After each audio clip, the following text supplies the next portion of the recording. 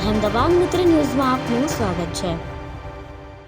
ગોવાથી દિલ્હી જઈ રહેલી ઇન્ડિગોની ફ્લાઇટ રવિવારે 12 કલાક મોડી પડી હતી। સવારે 10:45ની ફ્લાઇટ રાત્રે 10:06 વાગ્યે ગોવા એરપોર્ટથી ટેક ઓફ થઈ હતી। ગાઢ ધુમ્મસને કારણે વિમાન 1 કલાક મોડું લગભગ 11 વાગ્યે મુંબઈ એરપોર્ટ પર લેન્ડ થયું કે જેથી ગુસ્સે ભરાયેલા પેસેન્જરોએ વિમાનમાંથી ઉતરીને એરક્રાફ્ટ પાર્કિંગમાં બેસી ગયા।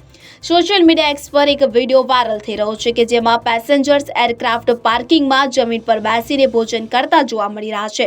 15 સેકન્ડના વિડીયોમાં બેકગ્રાઉન્ડમાં અન્ય ફ્લાઇટ્સે ટેક ઓફ કરતા પણ જોઈ શકાય છે કે જેથી યાત્રીઓની સુરક્ષાને લઈને સવાલો પણ ઊભા થઈ રહ્યા છે।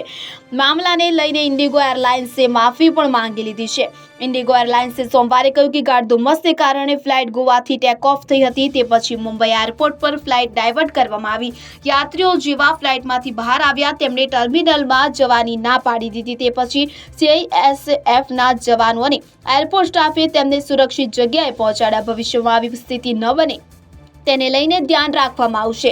વિડીયો વાયરલ થયા બાદ સોશિયલ મીડિયા પર લોકોએ એરલાઇન્સના મેનેજમેન્ટ અને મુસાફરોની સુરક્ષા પર સવાલ ઉઠાવ્યા હતા।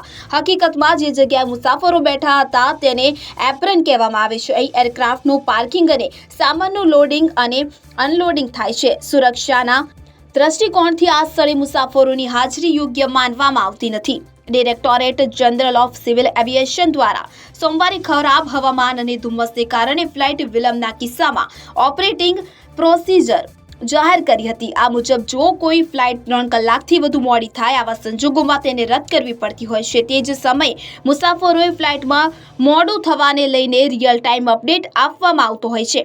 તાજેતરમાં વિકાસને ધ્યાનમાં રાખીને નવી SOP જાહેર કરવામાં આવી। ત્યાં સિવાય વધુમાં તેમણે જણાવી દઈએ કે રવિવારે દિલ્હીના ઇન્દિરા ગાંધી ઇન્ટરનેશનલ એરપોર્ટ પર એક મુસાફરે ઇન્ડિગો ફ્લાઇટના પાયલટને લાફો મારી બબાલ કર્યો હતો। આ સમગ્ર મામલો કેમેરામાં કેદ થયો હતો અને આ વિડીયો સોશિયલ મીડિયા પર ખૂબ જ વાયરલ થઈ રહ્યો છે।